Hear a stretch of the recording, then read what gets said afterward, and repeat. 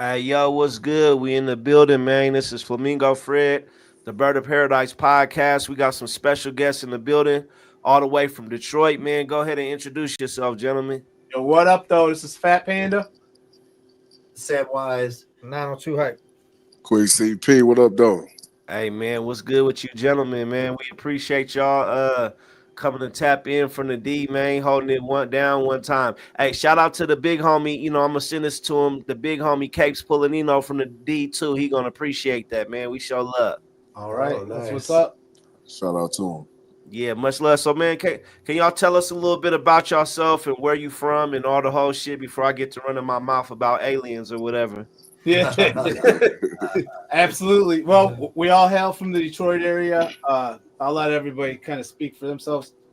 I grew up in Garden City, along with my boy Samwise here. Known each other for probably 20 years or more. Way back. We've been messing around with this, but we do this stuff for the love, just a group of friends, and it's doing some stuff right now. So we appreciate it. We appreciate the shout outs. Appreciate you inviting us onto the podcast. Looking forward to the conversation. Man, no doubt, man. We appreciate it. This is what we do, man. As we matured and watched this music game, and you really think about, Detroit, and man, a lot of times it'd be competitions between different places about who's putting on and doing what. But man, if you think about, man, Detroit, man, and the music history is just phenomenal. Yes, yeah. it is. You talking Motown, baby. You talking, Man, some of the greats. You feel me? Motown, Let's talk like- dramatics. Ooh, baby. Come on. Funkadelic. house music, rap music, Yeah. like we was talking about off air. That's just phenomenal. Why do you think, and we talked about it, I've never been out there, but why do you think Detroit, is so diverse with the music and so big on music in general? Because it's not just rap, it's diverse through a lot of different genres. Why do you think that is? I think Detroit's always been a pioneering town. Okay. Going back to the automotive industry, but people from all over, all parts of the country. You look into the history of it, lots of people move, especially from the South. Right. A lot of jazz roots, a lot of reggae roots, even some Southern, that Southern gospel roots, all came up to work for the big three and to work in the Motor City, and all that came together, and and they mingled, and I think that's a big part of it.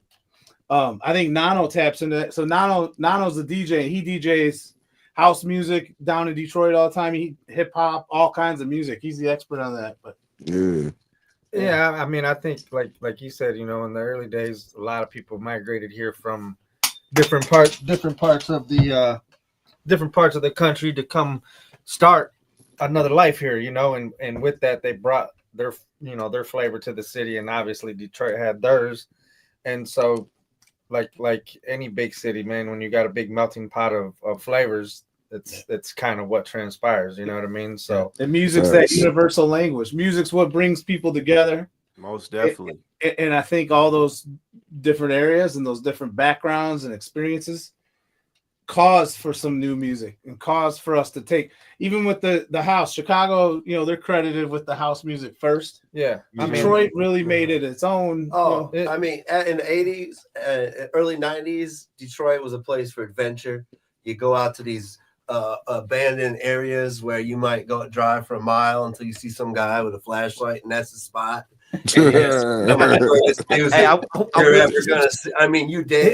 dancing and vibing, and it's not fighting, and it's not anything bad. You know what I mean? The Detroit from yesterday is a very, very different Detroit than the Detroit we're in today. Yeah, man. And I mean, and we're talking in that amount of time, but I'm talking Detroit has changed so much in just a 10-year period. Yeah. And then when I say change, I mean drastically has changed in a 10-year period, and with that comes a lot of change, man. You know what I'm saying? A lot of different flavors and a lot of things that you probably see it, Fred. We'd love to hear your perspective, because we're here all the time. And we don't see the change. When you're in it, you don't see the changes much. But I hear from people outside that haven't been to Detroit in a while that come, like how much they love it, and what I'd love to hear what the perspective from somebody over on the west side of the country. Well, I'm from the Bay Area, And of course, I'm biased. You know, to me, the Bay Area is some of the greatest shit there ever was. But I'm from the Yeah, Bay is it? Area. Right. But Lyrics born. Is he from the Bay Area? Yeah. That's some yeah, stuff we were on, I man. feel like the Bay Area is slept on a lot. And so when I look at an area like Detroit, you know, you always hear people talk about New York and Miami and um, you know, Chicago. So I think like Detroit is, and you know, it's a little bit kind of more Midwest. So I think it's a slept on a little bit, but I'm always amazed personally, like, okay, the artist that's pushing out, the flavors that's coming, the different flavors. Like I said, I've been looking into the house music and these different artists that's coming out of Detroit, Right. the different rhyme schemes and different flavor and shit like that. And I'm just like, damn, okay, you know, I'm impressed because it's like it's a different flavor, you know, than I think Chicago. You know, You know, one thing I can say about our city that probably is starting to transpire through the music and just in our musical community, if you will, is the fact that there really isn't we don't we don't really have a lot of internal beef, if you will. You know what I mean? Yeah. I mean, It's there. true. Don't get me wrong. There's definitely different crews that kind of stand their ground and come with what they come with. But when it comes to representing Detroit as a whole, all that shit gets put behind us. You know what I mean? Detroit versus everybody. That's how they put it, you know. no, that's that's And beautiful. it might not be. It's one of them things where like I might not necessarily fuck with the type of music that you do, or vice versa. But the fact that we're both from the same city, that and we're both working towards the same goal, that's where that camaraderie come in. You know what I mean? Right. That's where that love comes in, and it's like, well, shit, I'm behind it. You know what I mean? I'm behind it, and that transpires on a lot of different lengths. And I think over the years, especially like I said, over the past 10 years, um, we've united a lot in terms of that. You know what I mean? Not just music, but like art. Fashion, all of that. I mean, we've Yeah. really have pushed it Yeah. forward. You know what I mean? The, And the artist community in Detroit is tight. Like it's an artist respect for artists, and other artists appreciate it, and it comes together in different ways. And I think that's why we continue to create and come up with new styles and new ways, even though we might, like me, I'm an old head loving that. You were talking about Souls of Mischief earlier. Yeah. That's our era. Me and Scoob grew up rapping, freestyling, listening to that. That's how we came Tribe up. Called Quest. I mean, we wore that CD out. Yeah. We used to work at this warehouse.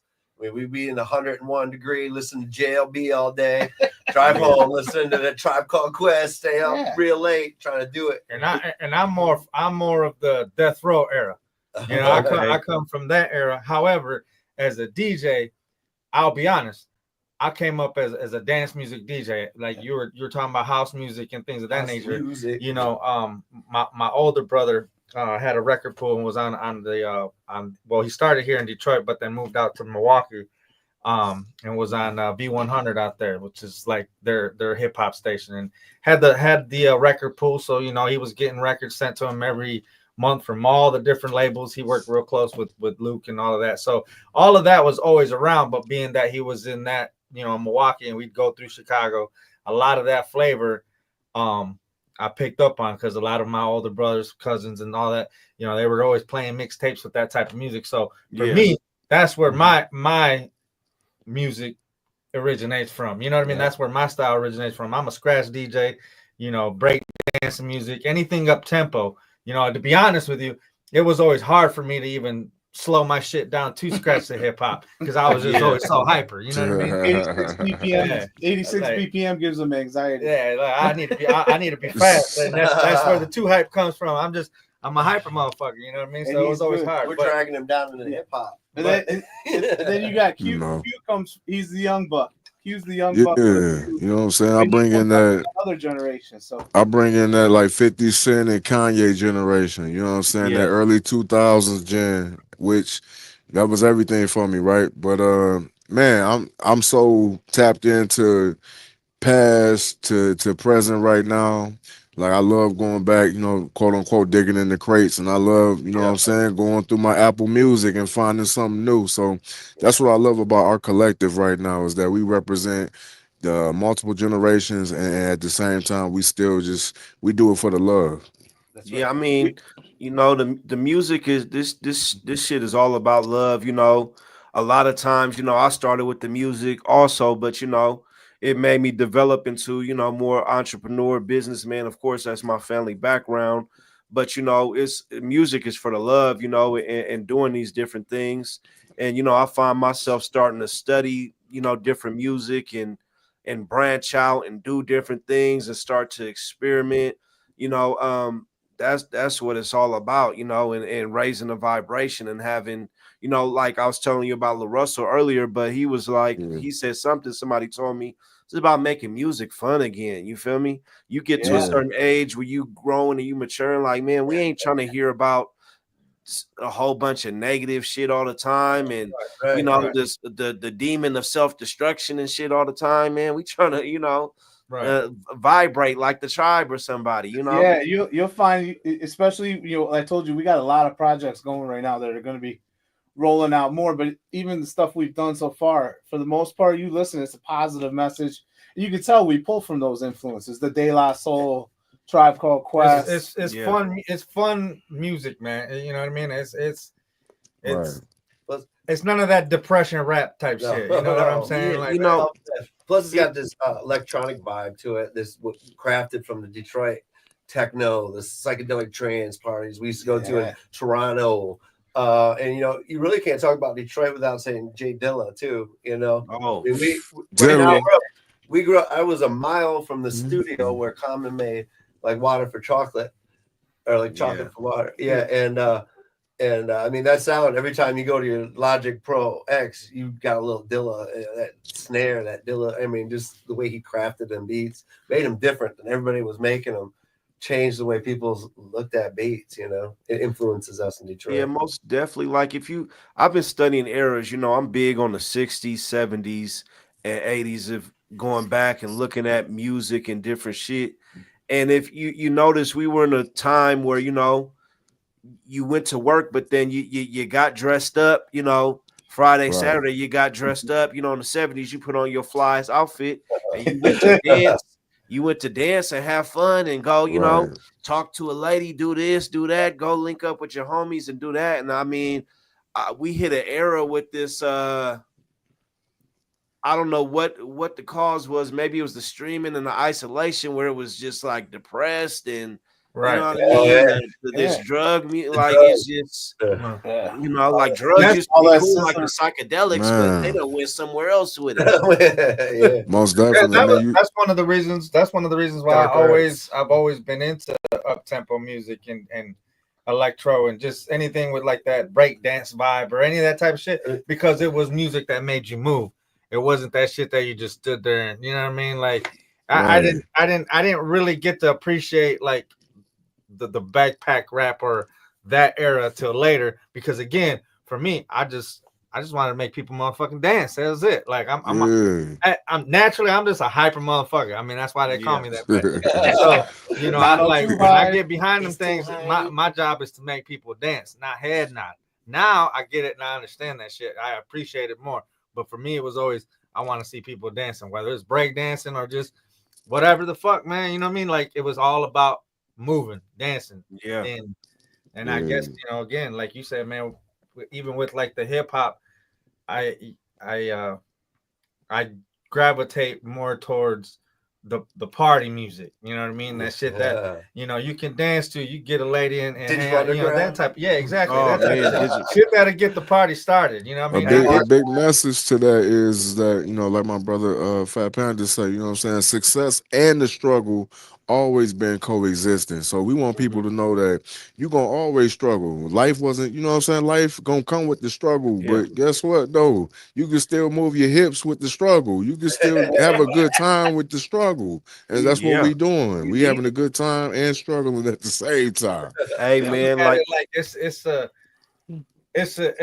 it's a stress reliever and a gateway away from real life shit most 5 minutes definitely. at a time. You know what I mean? 5 minutes at a time.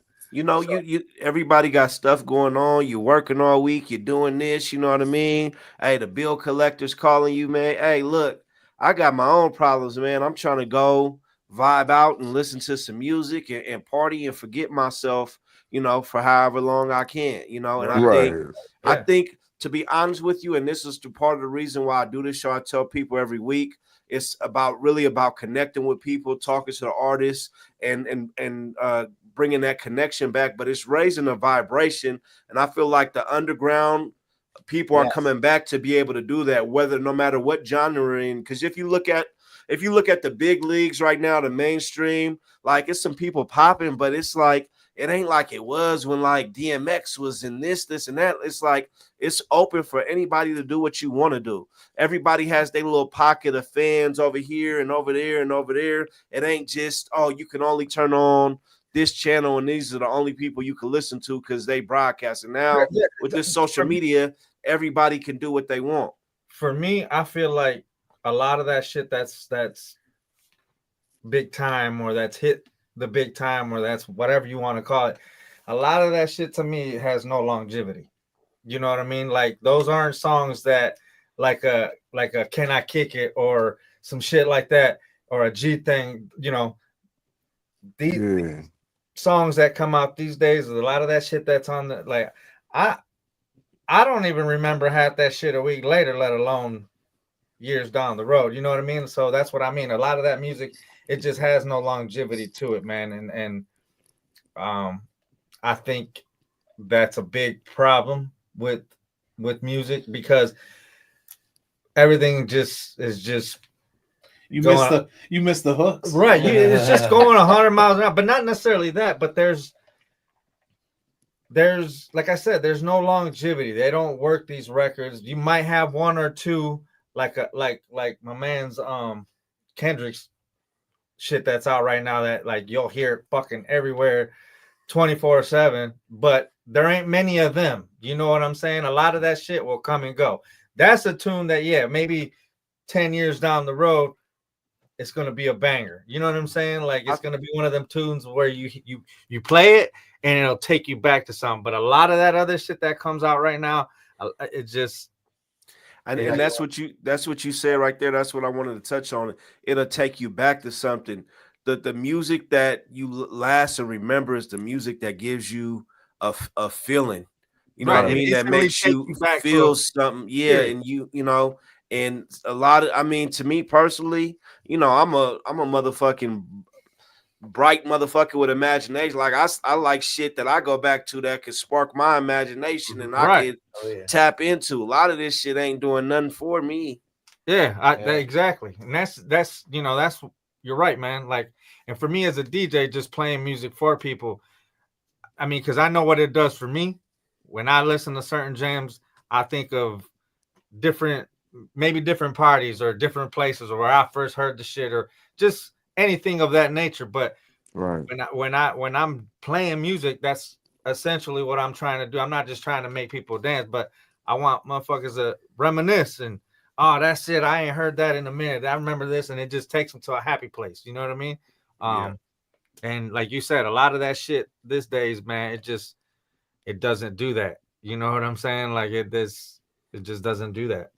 There's Yeah, I mean, I try not to harp on it too much, but I think, the gems of what's going on musically right now is on the underground and the people that ain't really popped up yet. And part of the problem is with that is, you got these people that got a big, I mean, it's always been, you got these people that got a big budget behind them, you know what I mean? right, And can do what they want and bring this shit to life. And we've seen some cool shit. I've seen some cool shit from right. Doja Cat and Tyler the Creator.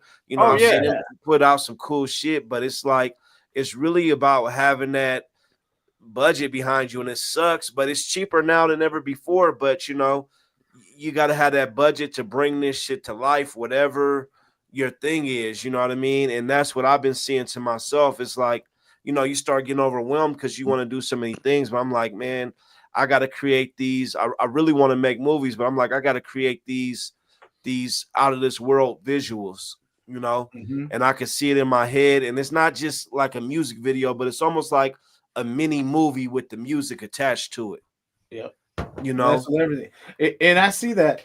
What I'll say too, because I see this too. We're living in an era, in a time when we have access, and artists have access to put it out, but we as consumers, we as listeners, we have the opportunity to bring in and take in more music than ever before.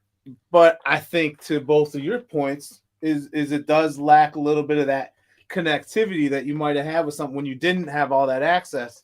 It was Right. narrowed in, and you were drawn in and dialed in more with those artists that you were drawn to all the time and hit on repeat. man, you had a CD player. You know, Yeah. you had a CD player. You had what, 2, 3 CDs with you for? Tape player, Right. shit. Yeah, you really had to lock in to that CD Hell of yeah, whoever I you know. had with you, and you was studying every part of that whole CD. Now I go you, back you to might get get a a song. 30-second clip. Like Yeah. I've literally, you know, I've been in cars with folks that will literally just every 30 seconds they're pushing the button. Ooh. Every 30 seconds. And I'm just like, damn.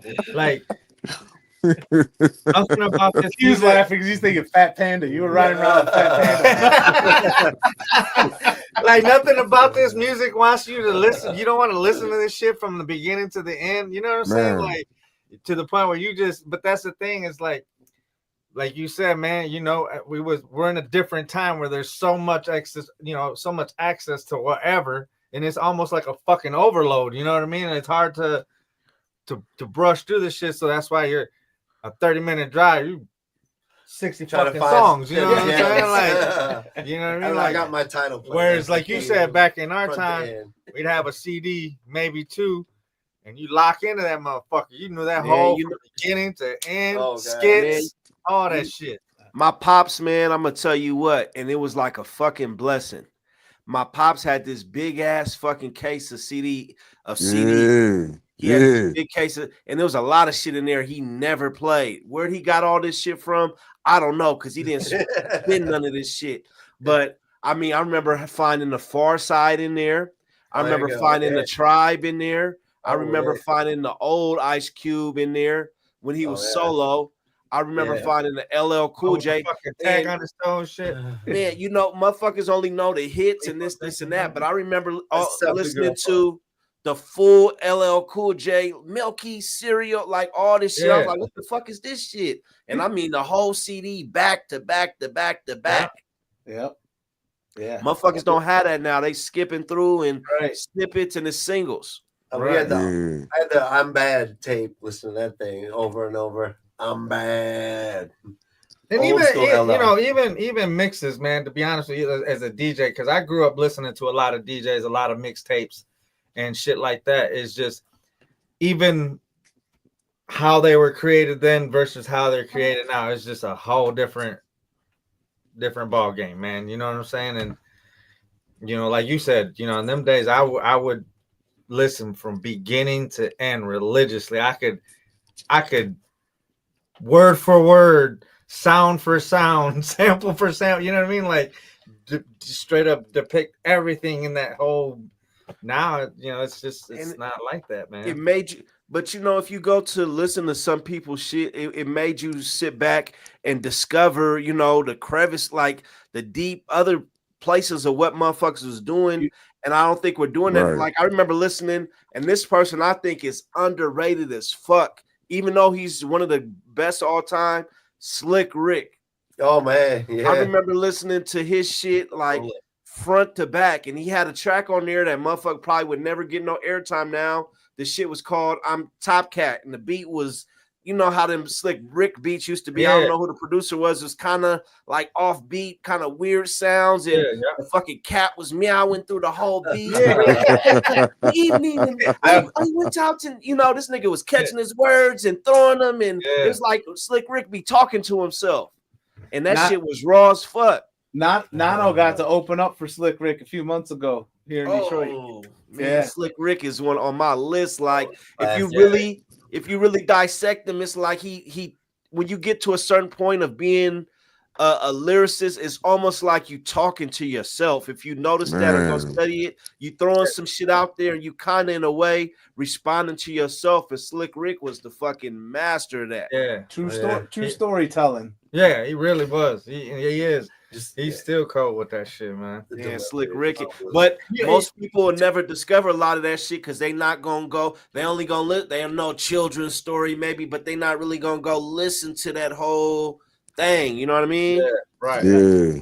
So Well, that, I mean, that's kind of what we're all about, is telling the stories, having fun, speaking what's really going on, and it's authentic. And I appreciate people like you and Folded Waffle for, spotlighting it, because we don't have that big budget. And not that we wouldn't love to get out there and get more people and stuff, but we don't care about that. And I think that's why it stays authentic.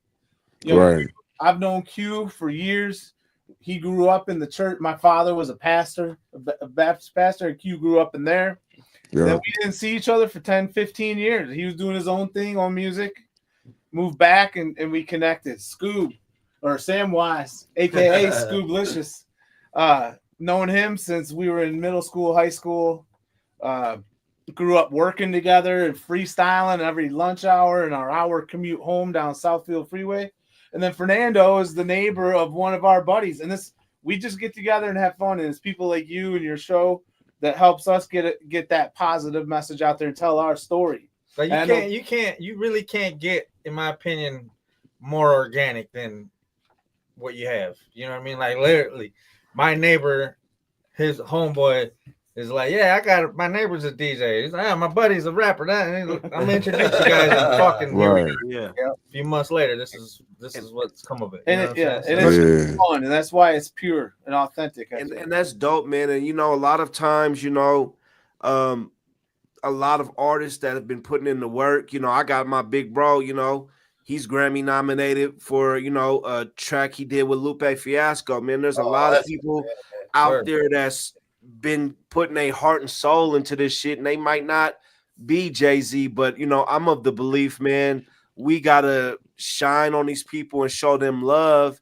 And what you believe in, we raising a vibration. Like, to me, talking to you gentlemen, it's good energy. We raising a vibration. And a lot of times in hip-hop or the hip-hop culture, a lot of places it's like, I'm the hottest motherfucker around, fuck all y'all. And of course we like competition, of course this and that, but man, it's so much shit going on in the world.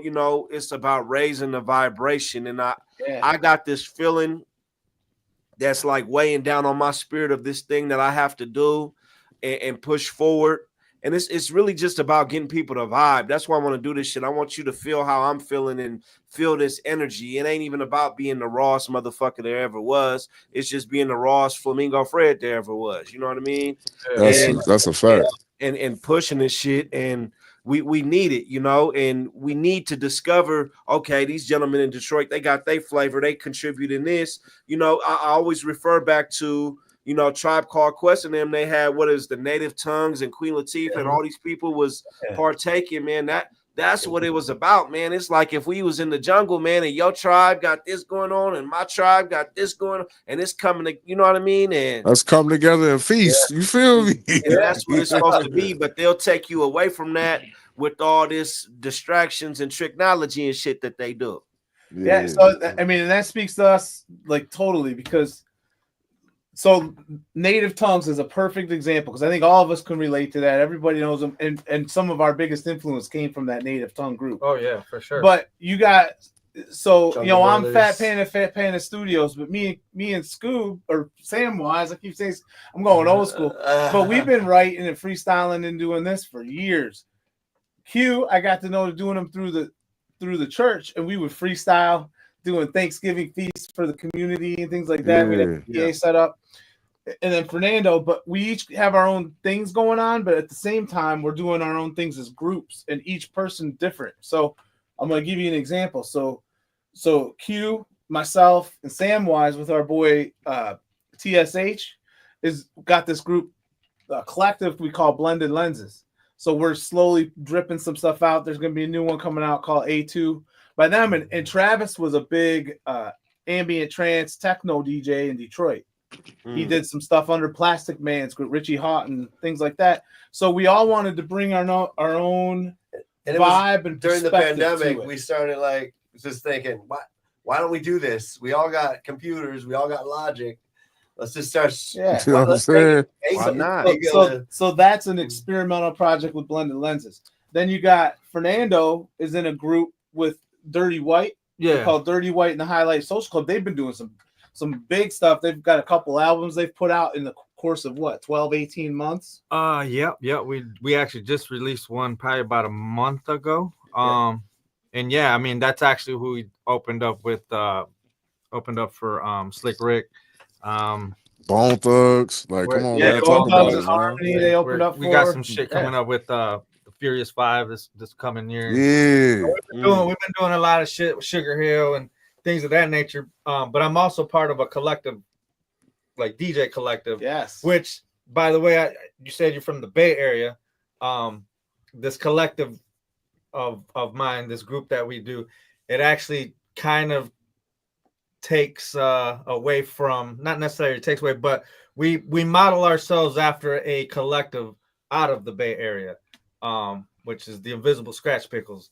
DJ Qbert, Mixmaster Mike. Yeah. So all them guys are from the Bay Area. So I actually just opened up for Mixmaster Mike this past Saturday when he was in town, and so yeah, a lot of what they do is a lot of like what we do.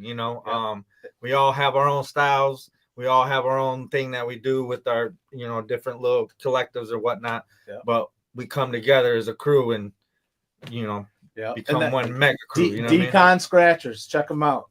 Yeah, most definitely. I think that's a beautiful thing, man, to be able to do that, and that's what it's about. And that's the spirit. Like we got away from that, the shit went corporate where everybody's just a superstar. But man, I did this shit to connect with people. You know what I mean? Yeah. I don't want to be on the house in the hill, in the mansion on the hill by myself, just doing whatever. You know what I mean? I did this shit to connect. Like I'm from the Bay Area. Like a lot of times I think about, damn, what influence. But if you think about the Bay Area, we had a lot of revolutionary shit with the Black Panthers and this, and that.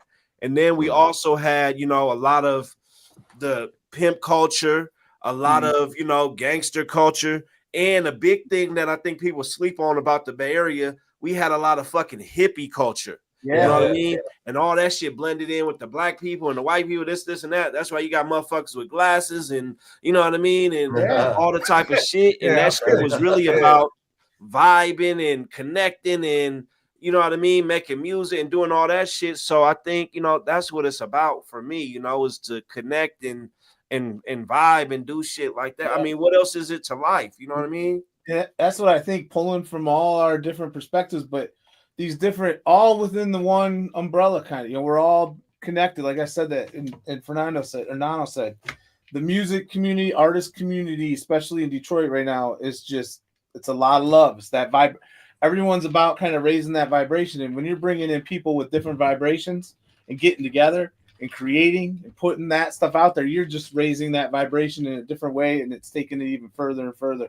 And I think that's what keeps moving music forward. Yeah, most definitely. Because there was a time frame where I feel like, and we touched on this earlier, like your ass couldn't just hop up and do some of the shit that we could do now. You couldn't just hop up and broadcast yourself. You couldn't just hop up and have a studio at home and do this and this. Like your ass really had to be in LA waiting in a rainy parking lot somewhere like with a DJ demo. Shit. Even like this DJ shit, man. I mean, I like I said, I started this shit back when, before all the computers, before all that shit was involved. Like it was records. 12. Like I was saying, my older brother he was on the station for many years, and he had a record pool. So anytime one of these labels, one of these artists would put out a single or an album, they would send him fucking 60 copies or 70 copies. And what his thing was giving it and servicing it to all the DJs in the area, which was the Wisconsin, Milwaukee area. But being that, that was big bro, I was going in and taking my own shit. So, I still got all my wax, man, but that's what we had to do. It was either that or take your ass to the record store, and you better hope you got a copy, because at that time they would always fucking, especially this underground shit, you get a 50, 100 run, If you ain't get one, that was it. You know what I'm saying? Like some of them records that were popping back in the day, there was literally 100 of them bitches pressed, and that was it. You know what I mean? Like, and maybe now they might have repressed some shit now that the vinyl boom has come back.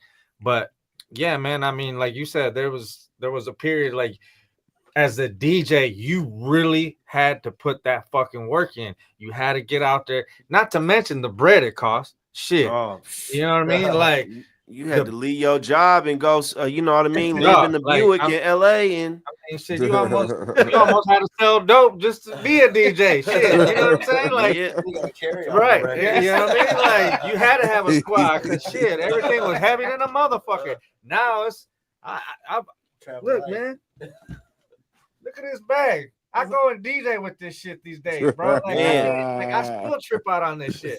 That I can walk into a space, pull this motherfucking shit out, rock the house for fucking however many hours, and then take my ass home. Back in the day, shit. You know what I'm saying? If I had a 4-hour gig, I'd probably take 15 crates. You know what I'm saying? Damn. The new shit now, I'm telling you, and this is raising the vibration.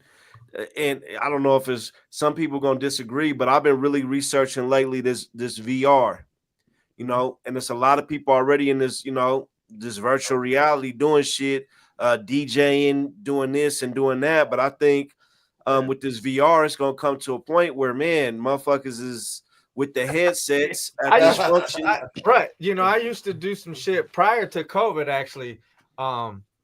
I used to do some shit. There's an online community called Second Life. And if you know anything, it's like The Sims, man, but it's virtual world. It's a virtual world. It's operated and created and all that shit by the users. You know what I'm saying? So like there's virtual clubs, there's shopping centers, there's all sorts of shit. It's a whole world, bro. Like a whole world. And there's actually videos that somebody recorded. I don't know how there's videos on YouTube of me DJing in these fucking clubs, and there's people in there, but it looks like The Sims though, but everyone is someone somewhere in the world. You talk to them and all sorts of shit. And at that time, Twitch was out, but it was straight up just a gamer's platform. There wasn't really people streaming music or any of that shit on there. But there was a few other platforms where you could stream or whatnot. But I was like one of the first DJs that actually implemented real video of me DJing in the game. You see what I'm saying? Yeah. So like if you were in the game, you walk close to the fucking stage, and then there would be a screen next to me, the virtual me, with the video of the real me. Yeah, nice. You know what I'm saying? Like, and there's like if you get curious, man, check it out. It's on YouTube. But yeah, it's called Second Life.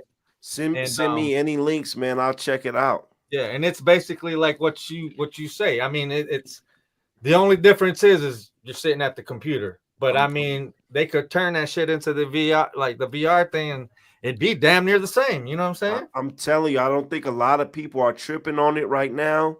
But, you know, I mess with technology and do this, and that. I'm telling you, within the next couple years, if not already, how this shit switched to on, that's where everything is going to be at.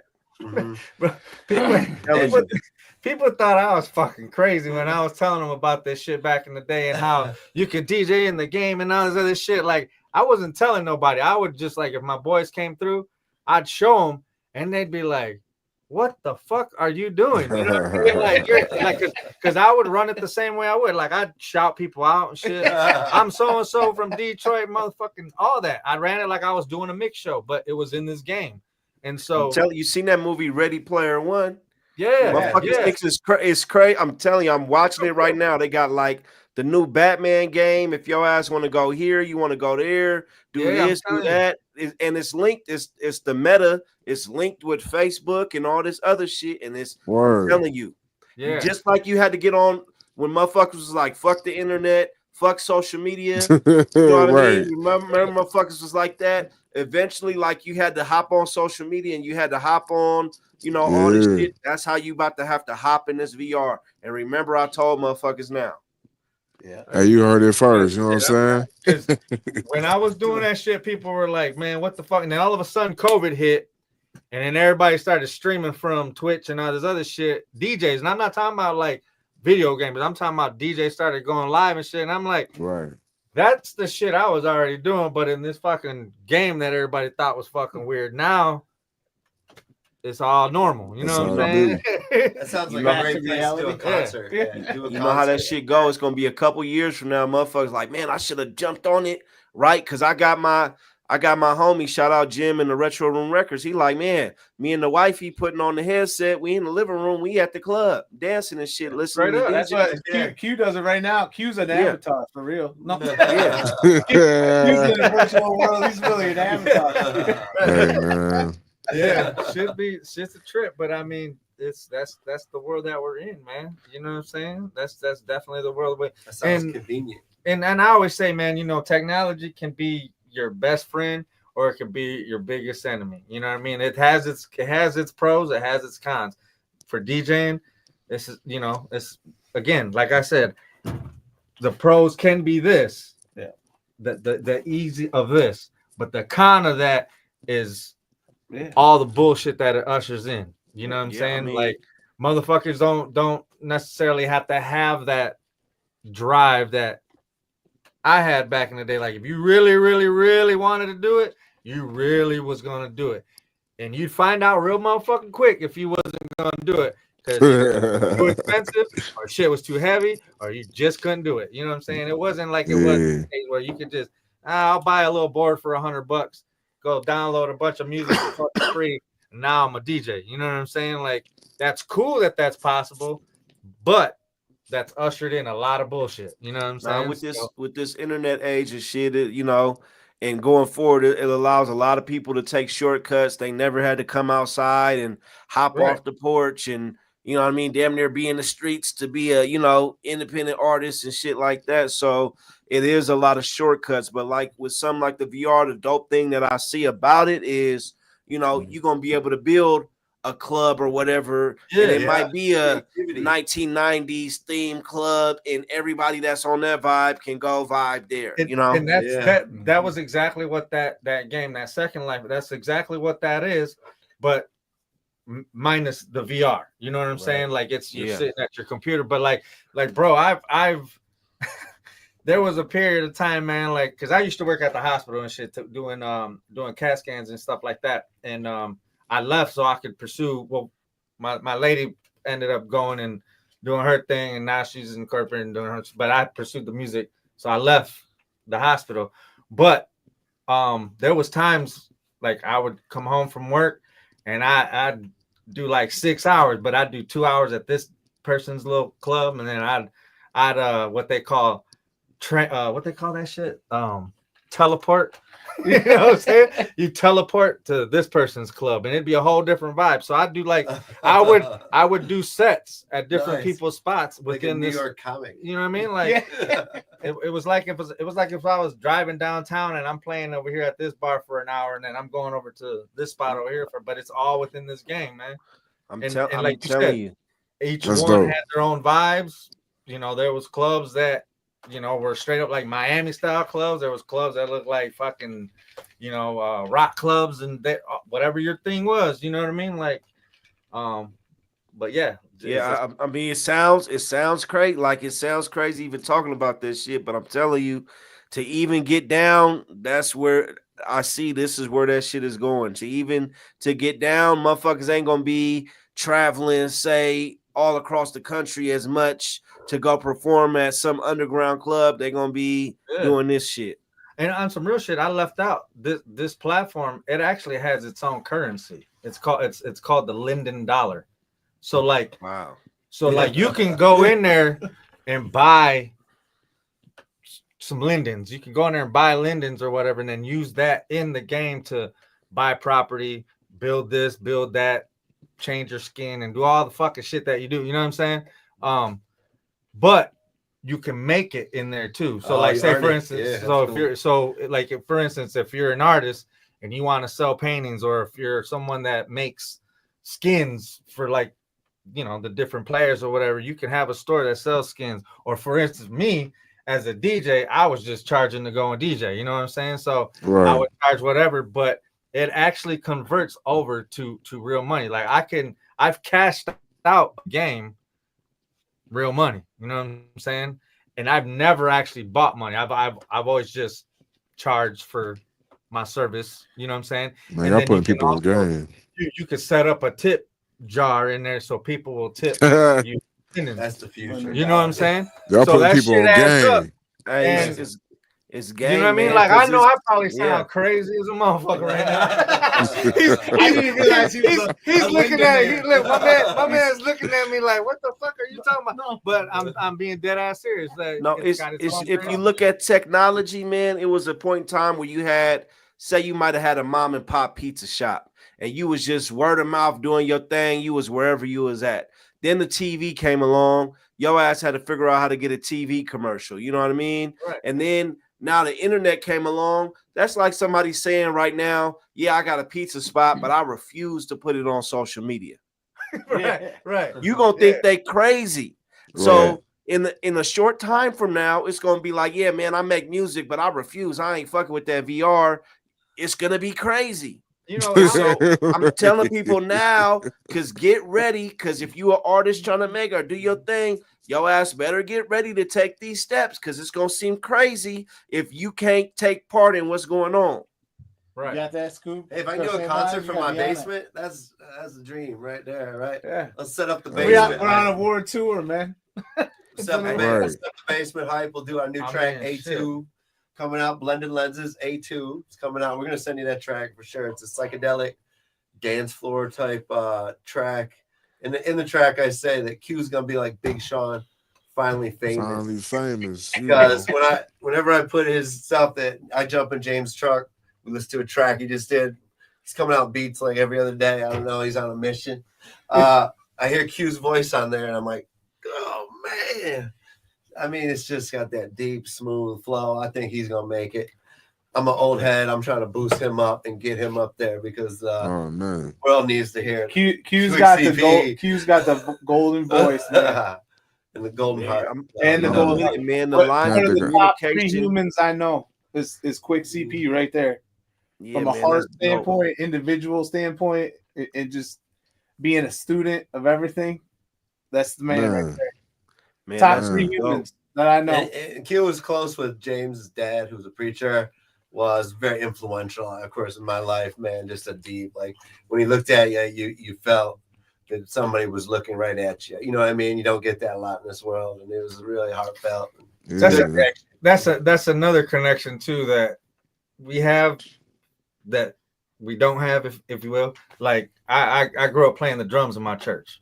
From a young age to I think it was probably like 16, 17. And you know, it might sound a little crazy, but I always tell people, you know, the drums turned into turntables and the church turned into the club, you know. And I mean, I know that it was a talent that I pursued. You know what I'm saying? Like, hey man, that's not that I don't believe, because I definitely believe. But I'm just saying, you know, I mean, it was me pursuing my talent. You know what I mean? Hey man, the church, that's where, you know, the church is the first place a lot of people performed and me and my little bro, we was in a church choir for years at one point. And my pops had kind of made us, and you know, we was up there in the church choir, you know what I mean? Like the youth choir or whatever, we was up there, man. Right. I could truthfully say that that's the reason why I probably don't have like stage fright, if you will. You know what I mean? Like, for sure. I just, because of playing drums in front of the church. Yeah. Like, you know what I mean? Like, hey, the church a lot of people out. Cut their teeth in the church. For Man, real. that's the first. I mean, if you think about it, that's the first place for a lot of people that was, you know, doing something. I remember when I was a kid, you know what I mean? They used to make us dance when everybody was at the house. You know, they was probably sipping yak and doing whatever they ready. I come and you get the dancing. Right. And come in here and do that dance. at church. You know what I mean? Hey, that was the first. Samwise, the 7th floor belt. I remember we was on the top of my bungalow. We used to play music, man, all night. You hit the chord and it starts playing out loud. We don't know what's playing. My dad's yelling. Yeah. We call it 7th floor of his bungalow. Me and Scoob started messing around. We had a dual cassette, like kid karaoke machine We would run into his Mackie 12 1402 mixer and a Juno 106 with a Dr. Rhythm. Roland DR660.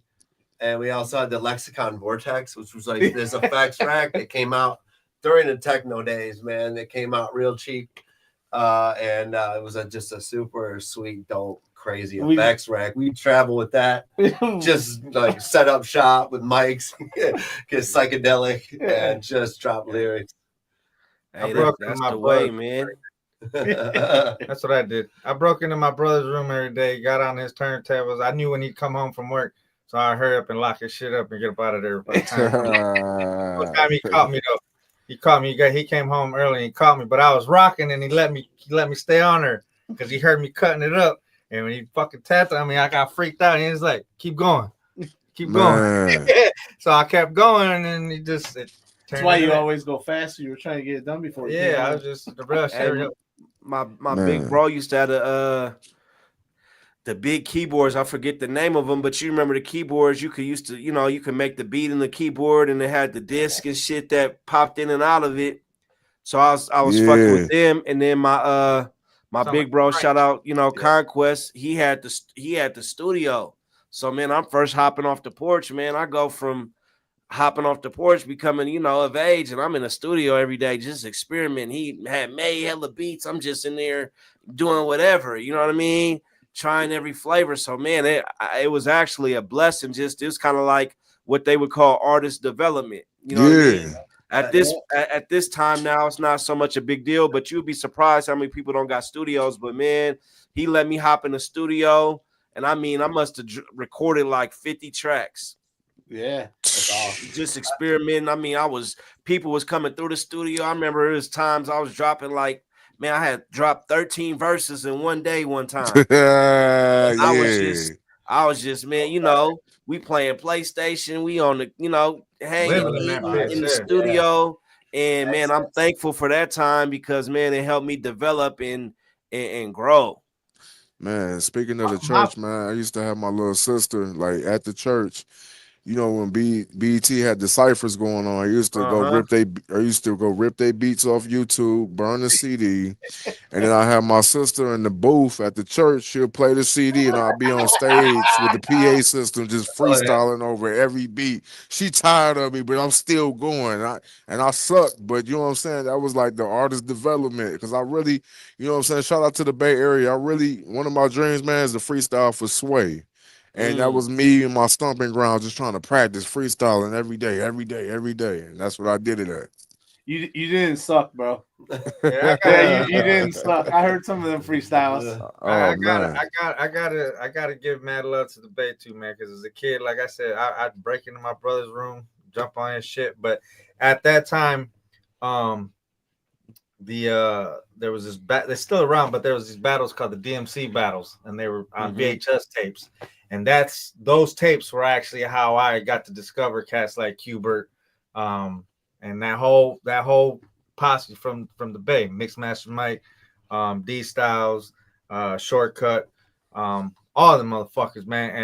And I'd be lying if I didn't sit here and tell you that them guys were my teachers without knowing that they were my teachers. Like I sat there and watched their shit over and over and over and over and over. You know what I'm saying? Hey man, it's a beautiful thing, man. Like I said, I've been to a lot of different, places. I've been all up and down the West Coast and lived different places and did this, man.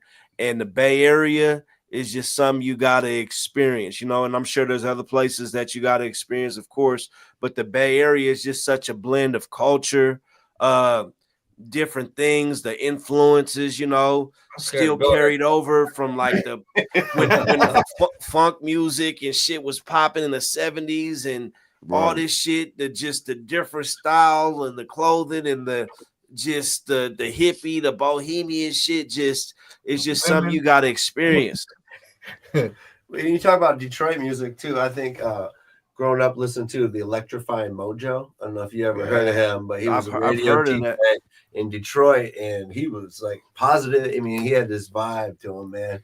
And he pretty much introduced Prince to Detroit. I mean, he popped Prince before Prince was big. You know what I mean? Techno. I mean, a lot of soul music. He introduced Kraftwerk to Kraftwerk. Detroit. So I mean, I just remember in my room, this dark room, just waiting, just listening, man.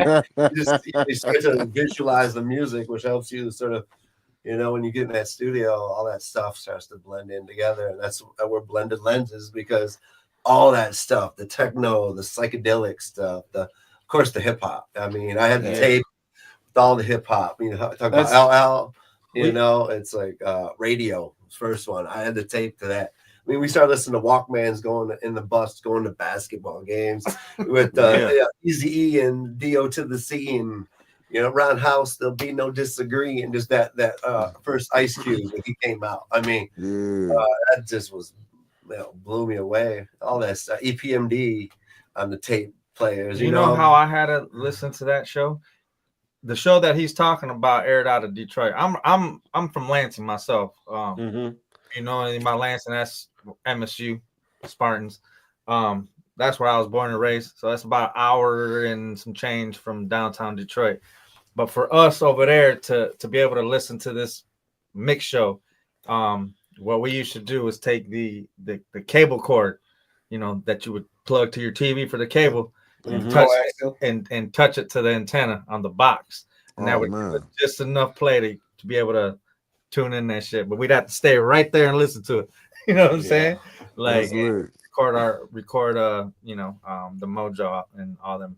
All that. So it's dope, man. In his music, like as I got older, some of the people that was very influential, like I've been a lot of Parliament Funkadelic I've been just vibing with lately, and out of the Bay, the thing about the Bay Area, and the thing that I tell people about the Bay Area, because a lot of people don't know the Bay Area. They only see this or they only see that. They think it's just tourism or whatever else, gay rights movement and this and that. And it's like, the Bay Area is a lot of colorful gangsters. You know what I mean? Like LA is more like gangbang. I got my homies from LA. They more like a little bit more uptight, where the Bay Area is like more animated, but these is real street cats. You know what I mean? It's more animated and everything else. And a lot of, if you look at some of the big artists that come out of the Bay, they're just different and colorful. And one of the big things, I know Shock G wasn't originally from the Bay, but I mean, he was pushing in the Bay, and I mean, he came out with the Humpty, you know what I mean? This motherfucker with the nose and the different style. And I love man. That was that's the most Bay shit ever at that time frame. He was, you know what I mean? Because everybody in the Bay kind of pushes their own little wave and they flavor, So it was just the P-Funk, which is from this area, the P-Funk. One of Brooklyn, Michigan. One of the studios that we use, Nano actually hooked it up. He's done a lot of recording there, but we recorded some of our stuff that's coming out there. Shout out to 54 Sound Studios and Steve Catt, the main engineer. Man, you walk into the live room there, and they got 2-inch tapes from floor to ceiling, about 15, 20 feet tall ceiling, all P-Funk, Parliament Funkadelic. Bro, I'm talking about some dramatics. I'm talking about. It would amaze you to just stand there and look at some of these sessions and just know you've probably heard that shit plenty times. You probably heard your parents play that shit plenty times. Like, it's mind blowing to like see where it was the recording physically in front of you. You know what I'm saying? I wonder how much shit is in there that we haven't heard. Right. Yeah, exactly. I wish we could pull them out and listen to them. It's actually where M recorded a lot of his first stuff for his first album was there too. The 8 Mile soundtrack. Yeah, a lot of that was recorded there. Yeah, we used the mic that was on there. So all that shit. It's a beautiful studio, man. There's a mad history in that place. Y'all got a lot of history, too, and it takes somebody being there where y'all at to really see the history, see the lifestyle, to kind of understand it. You know what I mean? And you guys would know better than anybody, but you guys got a lot of history from it. I mean, going back to motherfucking Malcolm Little and Detroit Red, and you know what I mean? Right. The Malcolm X and just all these different things that factor into everything is just crazy. Yeah, You and we already hope that know. you feel that in our music. So when you hear our music, and people hear our music coming out of Detroit, we're influenced by all that stuff growing up here and soaking all that in. And it's not going to sound like it, but we hope that you can hear and feel and pull from those funk influences, the techno influences, the house Right. influences, the jazz influences, the Motown influences, all that stuff. We hope that you feel that, and that's our goal. We need to get you out here to Detroit, Fred. Yeah, I'm gonna come rock with y'all, man. I'm gonna put it together. Y'all Yeah. got me want to come. I'm gonna come. I'm gonna come check it out, man. I'm a Q's at the airport right Right, now. right, right. You know what I'm On saying? his time working hey, right now. We're about So to First have class fun. on the we're Delta flying him flights, you out. know. We're about to have yeah, fun he from the hey, airport. he gonna put hey, if that's the case, I know he could put something together. We gonna get out there, man. Yeah.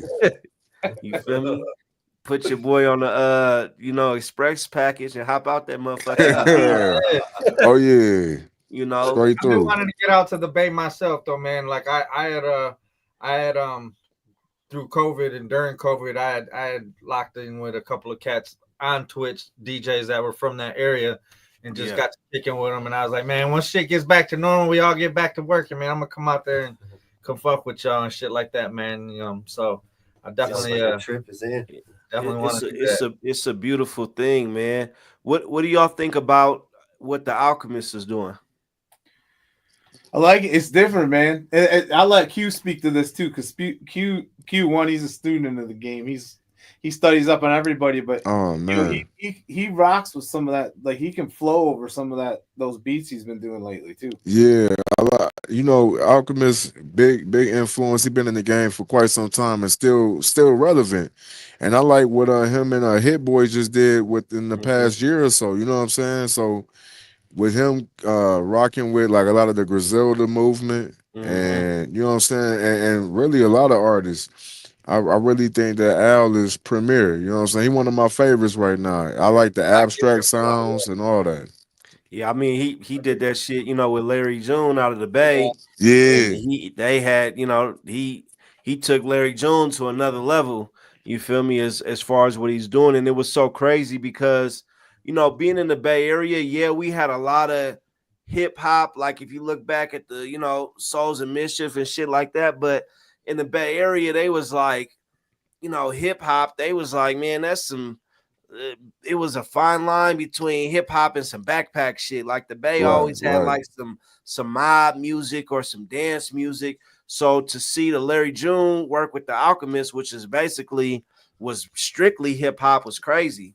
Day and night type of thing for the Bay, but Larry June make it work though, man. Yeah, He bring that funk, he bring that laid back, that smooth silkiness to it. It's like a match made in heaven for both of them. So Yeah, I like what they doing. it's you, just you live crazy. next door to that crib that they recorded in. You you live in that neighborhood, Fred? Nah. I Yeah, don't live over there. yeah. I don't know where they recorded it, but it sounded like a setup. Oh yeah, you see it. It's a nice place. It's a nice place. Nah, I didn't know. I ain't checked it out. I just know they came out with that project, and I see the Alchemist. The reason is not just that the Alchemist is dope, but he was able to kind of reinvent himself. And Yeah, I Yeah. mean, a he's long been doing time it a long time. he wasn't even rap. He wasn't even rapping. He was just making beats for cats in the industry. But now he's rapping, and he's one of the hottest people in the game, and he rapping. Yeah, Yeah. people go back and look. But he rapped on a lot of the older stuff too. It's kind of how he started. Yeah, So if you he go was a back, yeah, you go back and look. Like he was rapping with old cats, like back with what's his name, Evidence. Like I think Yeah, he did some yeah, stuff with yeah, Evidence he came up with a back in lot the of them day, cats. and like from the Southern California scene. Yeah, he just Yeah, I feel like they just didn't really have a lane for him. But now yeah, here that's we what it are, was. the, He the lane reinvented opened himself. up.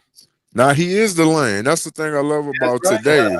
It's like not to keep it too long, but the fact that we can create our own lanes and find our own audience more genuine now. Like we don't need the mainstream.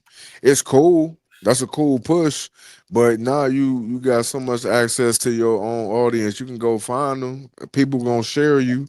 It's just about getting the content out there.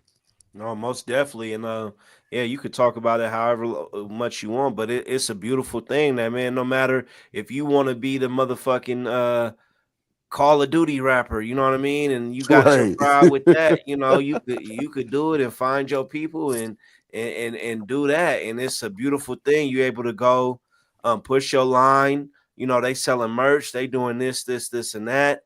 And it's it's a beautiful thing, I think, because we need all these different flavors and doing shit like that, because the mainstream, it was just so restrictive on what you were able to do. Everybody was following a sound. Motherfuckers wanted to follow the LA sound, and they wanted to follow the sound in the South, and then they wanted to follow this, that. And it's like, man, just do your thing. Right. Yeah. Right. And I really feel like that's really what transcends music and pushes things, man. Because like you say, when it comes to the industry, it's like once one thing is hot, it's like they squeeze the fucking life out of it and try to just, you know what I mean? And it's to the point where it's just like, again, that's where I say shit has no longevity, because it's like you force feed that shit to people to the point where it's like eating something so much to the point where I never want it again. You know what I mean? Right. Like, I Right. remember as a kid, or not even as a kid, but when I was younger, I used to work at the mall. When them kiosks first started being a thing in the middle of the mall, and I used to fucking eat, what is that, Auntie Anne's, the Yeah, pretzels. yeah, the pretzels. Like the pretzel Every fuck now, dog, I cannot stand that shit. It's just I just can't do it. I can't even bring myself to take a little bite of that shit. And that's the same thing with music. I feel like, it's just when something so force fed and just, and like so programmed, and you just can tell when everything sounds the same and they're just trying to force feed a certain Man, thing. Just, man, it's crazy because when y'all was asking me, wreck the rebel and doing this and that, like I was making hip hop, you developing as an artist, and you making hip hop, and you making records, and you doing this and that. But then I'm noticing, like, man, okay, I want to switch it up and do this sound that I'm hearing in my head. But in part of it is kind of like it's a scary thing, because my thing is I always try to go away from what motherfuckers is doing, but like my shit is kind of I'm going out the box. It has these different elements, but it's like, man, there was a time where I was dropping like a track every week, and it was no problem. Hey, drop the verse, whoop you drop the song, we dropping it, no problem with hip hop. But now that I've been doing this new thing, I'm like, man, okay, I'm starting to think about it, because it's different than what a lot of people are doing. You know what I mean? But it's my own thing, so it's either gonna work for you or it's not. But I do not want to make records like all these motherfuckers. There's a time they start mumbling and shit, doing the shit like the Migos, and yeah, I feel you. these cats wanted to be Lil Peep. You know what I mean? A And lot of these them motherfuckers, motherfuckers you cannot tell apart. Yeah. I feel I like can't. Like, Now when a lot of this shit come on, couldn't I tell don't who the know fuck it who was. I can't. I don't know who none of Exactly. these cats is. Yeah, I I know was just Tyler the Creator when he come on. right. There's certain cats that I'm like, all right, yeah, I know who that is, or I know who that is, but a good 80%, 90% of the motherfuckers, I could not tell you who the fuck is who, because they all sound exactly the same. Man, when the Humpty Dance came on, when Too Short or this person or You that knew who was who. DMX, you knew that was their own Warren G. Q. flavor. You know what I mean? Right. Right. Method Man, Red Man, like they had their own flavor thing. It's like the motherfucking Avengers. They had their own characteristics. Motherfuckers had Red Man had a motherfucking mascot at one point. You know what I mean? It was taboo to fucking sound Doom, exactly like MF somebody. Doom with his mask. Yeah, he had the mask, and you had to have your own shit, and these motherfuckers don't got that. I think that's kind of started when you asked me about Wreck the Rebel. That's what started to separate me from a lot of shit that was going on, because I was, Flamingo Fred, and it just start the branding and shit. You know what I mean? Start going with that shit and whatever else. Because one of my big influences was Prince. You know what I mean? Pink ain't my motherfucking favorite color. I wanted to be like fucking Prince, the purple one. But motherfucker had the flamingos. It just ended up, pink and hard glasses, and it helped with my brand. And a lot of this shit that I start accumulating in my office, motherfuckers started bringing to me, and they go out and they seen the flamingo, and it was Fred Wave with the playing Right. shit and the rapping and doing this and that The from the heart Bay. glasses. I You know what seen I the mean? heart glasses. Yeah, Yeah. So yeah, yeah, it helped with your brand, but a lot of people don't have that branding and identity. When you seen Dilla, he had the donuts, you know what I mean? That's branding and marketing. Yep. yeah. Fat Panda, Decon Man, that's Scratchers. Right. motherfucker go see a panda, they gonna think about it. You know what I mean? And so you have something, is branding is everything. And the people with the most branding, MF Doom, they start slapping his mask on every fucking thing. You know what I mean? He got More uh, now than it ever did before. yeah. He got He a, passed a on sample with Scooby Doo on it. They slapping the Doom mask on Scooby Doo. You know what I Right. mean? And Right. it's branding. So it's a Yeah. lot of people don't got an identity, and that's why shit just be Yeah. Pop. I think that's good for the branding and pushing it out there and creating that. I think the other thing though that really pushes it forward is the diversity that we bring into it. What I find with us, with this group here, and a couple of our other collaborators that we work with, is that we push each other out of our comfort zones. Like yeah. it's zones that we're not used to. Like yeah, it's cool. We got our old school, but Scoob's coming with something different that's pushing me to be a certain way or try something. And those two things coming together is making something brand new. And Q's coming in with some of my beats when we first got together. He's like, man, what is it? With the real trip hop influence and the techno sounds with it. But then he's bringing his newer style cadences and raps, and I'm trying to get those. And I think it's making something that's an old school feel. We're Yeah. bringing, but it's a brand new sound. It's I something that heard you don't hear, and it's making it recognizable. I was And then listening to y'all bringing in shit. Nano with his like he said, he likes it faster and bringing them fast cuts The scratches into added an so much hip 86 hop to it. BPM boom bap track. Just adds all like that old school feel, but it's a new sound of hip hop. Yeah, If that yeah, makes sense. I'm gonna have to work with y'all because I was sitting there bumping some shit and it gave me the vibe and the nostalgia and everything else. And in this day and age is beautiful because I don't think anybody should stop doing what they're doing because anybody who you want to reach is accessible and there's a price tag. Before, like we said, your ass used to have to wait in the parking lot, you know what I mean, at somebody venue and Yeah. hope to you might run into somebody manager or do this, this, and that. Now everybody's accessible and there's a price. You just got to figure out how to get that price. Right. I'm ready to do that concert in my basement. Let's get on this Hey, The VR. I'm VR in it. Yeah, now. we're gonna Come go on a it's VR. time. We're gonna go on a VR tour. yeah, hey man, dude, You I'm can be our telling you. VR tour manager, Fred. Hey, I'm with it, man. The shit sound crazy, but that's where it's Oh, it going. sounds legitimate to me. Shit, I need some motherfucking management. Shit, I can't manage nobody. I'm trying to manage my damn self. Yeah, just stuffing up. I might be a fucking millionaire if I had some management and to take all these albums off my damn computer. Yeah. I just got So shit. I sitting. encourage you, like follow, start paying attention to some of the stuff that Samwise is on, Quick CP, because we're all together on this track that kind of brought us to this point right here on this show.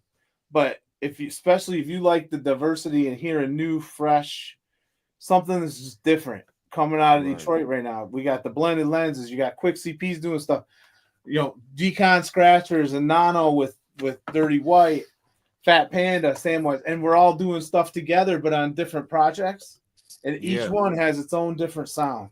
Hey man, But it's still all us, and that's kind of the cool thing that our collective's doing right now. That not that we're emulating the native tongues, but I think it's kind of doing a similar type of thing. Soulquarians, native tongues. When we get off of here, man, don't hesitate to hit me up, holla at me, send me different shit. Say, hey, Fred, check this out. This motherfucking scratch on this shit was crazy. You know what I mean? Because sometimes I know people just be sending people shit. We all do that. But sometimes, you gotta talk to a motherfucker and let them know what's going on or what it is. Exactly.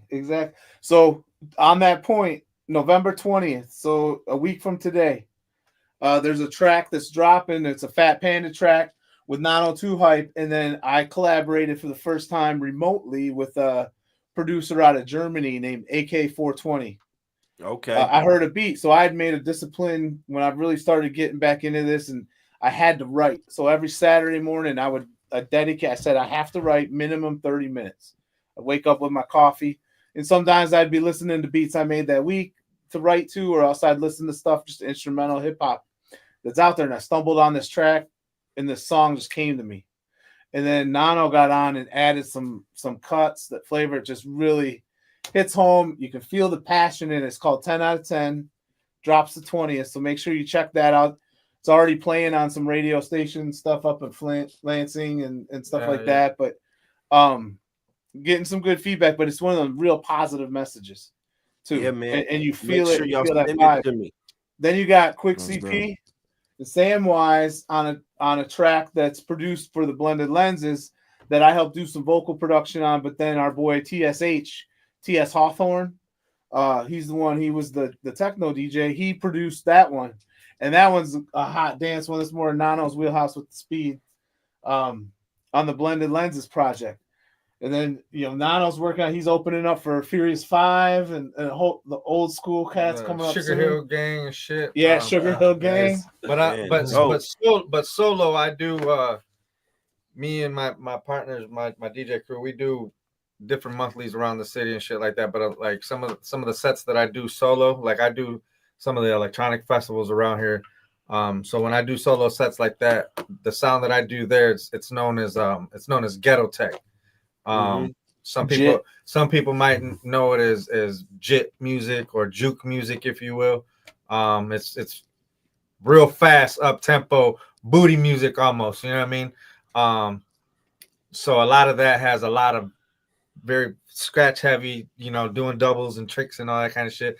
But it's not necessarily like battle routines, if you will. I mean, it's mixing high tempo music, but adding all those elements in there. You know what I mean? So you'll get a lot of scratching, you'll get the double ups and all that type of shit. But it's real up tempo, straight up fucking strip club type Detroit, shit. You know what I'm saying? Real Detroit. We call it, like I said, in Detroit, we call it ghetto tech. So I mean, if you're aware of DJs like DJ Godfather or DJ Assault, those types of names, or DJ Funk, it's a lot of that sound. Yeah. And then we got Quick CP and myself with our boy Syndrome. So I got shout out Syndrome. How you spell that? Producer SYNDRM. We got a track out, came out a couple months ago called Fast City. That's kind of our paying homage to those old Detroit sounds. Kind of mixing some of that Motown and soul with our style, how we feel about it, kind of. But each of our verses shares our perspective, not living and growing up in the city, but right outside it where we live. And we each came from a different city and a different upbringing, different suburb. But it was always those going downtown is where, like we said, like Fernando really pointed it out. Not only that the community is tight. You got St. Andrews Hall, which is made famous through the 8 Mile movie. There's a lot of people here, hear about St. Andrews Hall, but you'd have 300-400 people in there hearing Dilla beats for the first time, all from different suburbs, backgrounds. There were gang people up in there maybe, or people from the rich neighborhoods out west. It didn't matter. When you're in that hall Friday nights, 3 floors of fun, house shoes, people like that, everyone was together and the same. It didn't matter. All that just melted away. You soaked in those beats. You soaked in the culture, and that's what we love about Detroit. We love about our city. I'm thankful that I got a small piece of that history. Yeah, as a DJ of that St. Andrews history. Yeah, it's been St. Andrews has been taken over by the corporate entities, if you will. You know what I'm saying? So it isn't so much the cats from the city doing things there, but there's many other venues around the city that definitely cater to the city, to the community, to our artists, to our rappers, our DJs, venues like the old Miami venues like Spotlight. The list goes on. Funk, live funk and soul bands like Will Sessions and Des Andres. Yeah, I used to go to Wayne State. We used to go to a place called Alvin's right there on Wayne State. Wayne State's downtown Detroit. That's where I went to school. We used to see a lot of people at Alvin's. And we see Souls of Mischief. Yeah, right so now. We saw- funny story connecting to your West Side with Souls of Mischief. So this would have been in 96, probably 96, 97. But Souls of Mischief was playing with the full Hyro crew. So all of them were meeting. I think they had shows up in Toronto and somewhere else. So they all met. And this place was tiny. You probably used to DJ there sometimes, but tiny. And this was before Detroit was getting built up, sketchy neighborhood. But they were playing, and Eminem was out passing out his demo tapes. This is before he blew up and stuff. And my buddy was drinking a little bit, was with us, and he's like, "Was it murder?" If you know, it was one of his first tracks that he put out, and he pulled out like some of the tape, put it around his neck, and M came right up to us. We almost got in this huge, scuffle. My boy's talking shit. And he's like, "Why you gotta do that to my?" Anyway, long story short, we go in, and he was opening for him. And that was the first time we heard him really get on live with the big club. We'd seen him at some party, like hall parties and things like that. And we were like, "Oh yeah, he's pretty good." He's good. Probably 6 months later, we saw My Name. Hey, nobody believes until you get to that level, That's and then they're like, "Damn, that motherfucker." You know what I mean? So, Em, if you're watching the podcast tonight, we apologize. We gonna cut this part out. We gonna cut this part out. That's the part that's gonna go viral. Right. Yeah, man. Any last shout outs and shit y'all want to give, man? Man, shout out to you, Flamingo Fred, you know what I'm saying, being the lavish host that you are. And man, shout out to Folded Waffle. Almost definitely. Shout out to Folded Waffle, man. And we looking forward to, you know what I'm saying, raising the vibrations. I think that was the theme of the night. I think that's the next name of the track. We gonna have to, you know what I'm saying, come up with something, raising the vibration. Man, let's do it. Let's do it. Yeah, man. I appreciate you, gentlemen. I'm happy for y'all to come on. Let's do this again. Make sure y'all stay in contact with your boy and let me know what's going on. I ain't Hollywood. My lines is always open, man. And we gonna keep pushing this thing forward, man. It's just the beginning. Word up. Appreciate you and Fold the Waffle. Man, most definitely. So you gentlemen have a good evening, man. I'm gonna catch up with y'all soon. Thanks. All right now. Peace. Yes, sir.